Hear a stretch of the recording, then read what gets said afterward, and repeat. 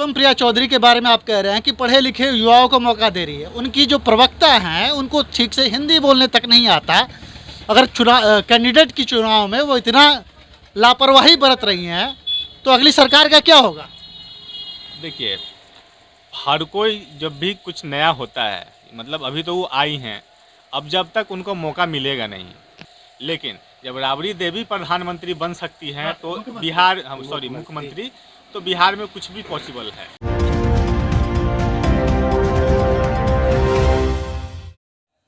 नमस्कार, मैं हूं मृत्युंजय बघेल और आप देख रहे हैं इंडी न्यूज़। विधानसभा चुनाव के क्रम में आज हम हैं मुजफ्फरपुर के सकरा विधानसभा क्षेत्र में। सकरा जो अनुसूचित जाति के लिए आरक्षित सीट है, पिछली बार यहाँ राजद के लाल बाबू राम विधायक रहे हैं। उससे पहले ये सीट जदयू के सुरेश चंचल के पास थी।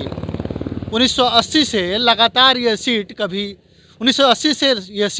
कभी जनता दल को, और जनता दल की टूट के बाद राष्ट्रीय जनता दल और जदयू में आती जाती रही है। 1980 के बाद से कांग्रेस इस क्षेत्र से ऐसे गायब हो गई जैसे गधे के सर से सींग। आइए इस क्षेत्र के लोगों से जानते हैं कि स्थानीय विधायक ने कितना काम किया है और नीतीश बाबू का विकास इस क्षेत्र में कितना पहुंचा है। राजस्व जो है शराबबंदी के बाद सरकार को राजस्व को बहुत बड़ा घाटा है। राजस्व का घाटा हो रहा है, यानी शराब तो मिल ही रही है। मिल रहा है, माने हम लोग नाजायज में पैसा दे के नाजायज कर रहे हैं। पैसा दे के नाजायज शराब ले रहे हैं, सरकार को राजस्व का घाटा हो रहा है और नकली शराब पीने के लिए। नीतीश सरकार ने इस क्षेत्र में कैसा काम किया पिछले 15 सालों में? नीतीश तो करवे किए हैं। नीतीश सरकार ने काम किया है। लॉकडाउन के दौरान घरों में राशन वगैरह सरकारी मिल रहा था या नहीं? मिल रहा था। मिल रहा था। अरे चीचा, कैसा काम किया है नीतीश सरकार ने इस क्षेत्र में? बोलिए काम अच्छा किया, बोलिए काम तो बढ़िया किया है, इसमें क्या कहना है। कुछ लोगों की शिकायत थी कि शराबबंदी के बाद भी इस क्षेत्र में लगातार दारू मिल रहा है। कितनी सच्चाई है? ये तो सच्चाई है। हाँ, एकदम सच्चाई है, इसमें कोई दो मतलब बात नहीं है, सच्चाई है ये। स्थानीय प्रशासन कुछ नहीं कर रहा है। नहीं, सही बात है, ये सब तो साला गजब कहानी है। यानी शराबबंदी केवल एक दिखावा है। हाँ, सही बात है, ये बात सही है। आपने काफ़ी सारे चुनाव देखे होंगे, आप उस दौर को भी देखा होगा जब यहाँ कांग्रेस एक छत्र राज कर रही थी। आज आरजेडी ने राज किया, फिर जेडीयू राज कर रही है। क्या बदलाव देखा आपने इन दशकों में? हर समय के अनुसार तो सब ठीक किया है। कोई भी पार्टी वहाँ देश के माने आमदनी देख करके अपना उस हिसाब से चला है। आपके दौर में सबसे अच्छी सरकार कौन सी रही? अभी तो मोदी बढ़िया है। बिहार की बात कर रहे हैं हम। बिहार में तो अभी नीतीश ठीक है। नीतीश ठीक है। लालू का सरकार अच्छा नहीं था ना, उस समय था। लालू थे तब थे। लोग जंगल राज की बात लगातार करते रहते हैं कि जब लालू का शासन था तो बिहार में जंगल राज था। नहीं, ऐसी बात नहीं। उसने तो इतना माने किया, ये गरीब लोगों को बोलने का हक दिया। मैं लगातार ही सुनते आ रहा हूँ कि गरीब लोगों को बोलने का हक दिया। क्या पहले लोग बोल नहीं पाते थे क्या? नहीं, माने ऊंचे वर्ग के लोग जो है दबा के रखे थे। हाँ, लेकिन लालू सरकार जब आया तब हर जनता को प्रेफरेंस दिया और हर जगह नौकरी दिया, है ना, जिससे माने बदलाव हुआ। नहीं तो हर जगह विपक्ष लगातार आरोप लगा रहा है कि 15 साल के शासनकाल में मात्र 96,000 रोजगार राजद सरकार ने दिया था, जबकि नीतीश के बारे में कहा जाता है कि उन्होंने 10 लाख से ऊपर रोजगार दिए। तो रोजगार इतना कम क्यों दिया राजद सरकार ने?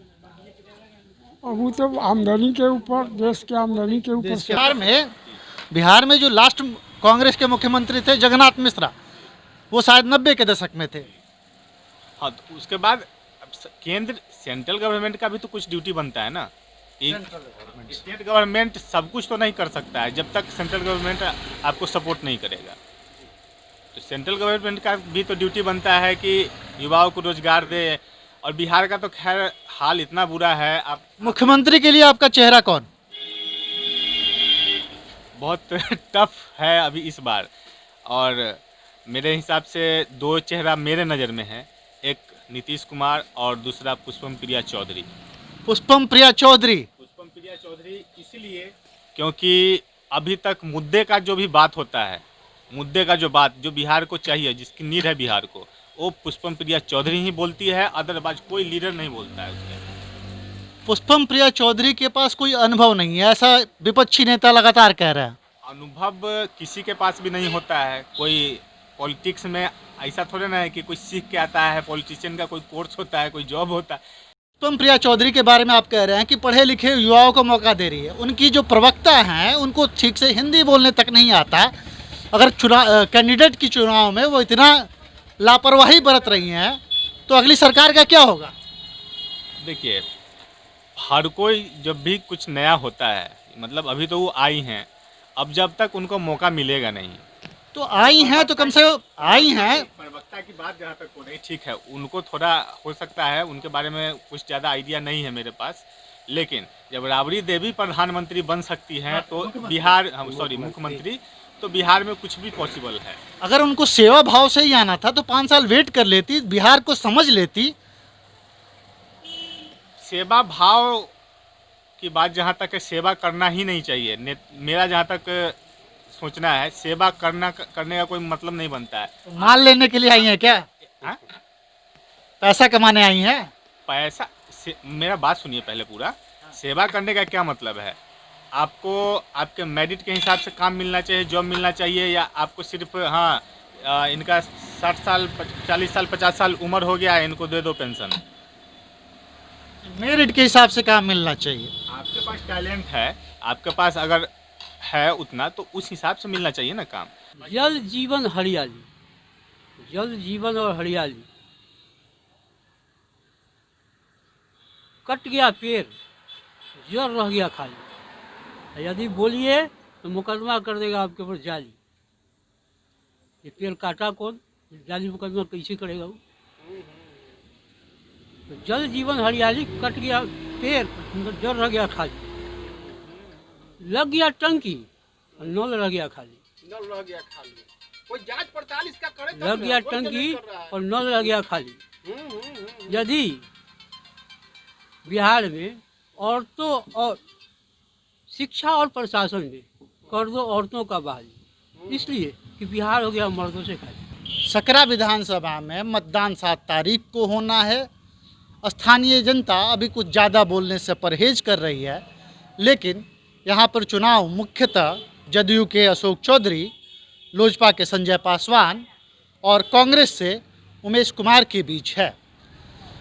देखते हैं इस बार क्या होता है। 30 सालों बाद कांग्रेस इस क्षेत्र में वापसी कर पाती है या अब ये क्षेत्र अपने पुराने ढर्रे पर चलते हुए राजद और जदयू में से किसी एक के उम्मीदवार को चुनती है।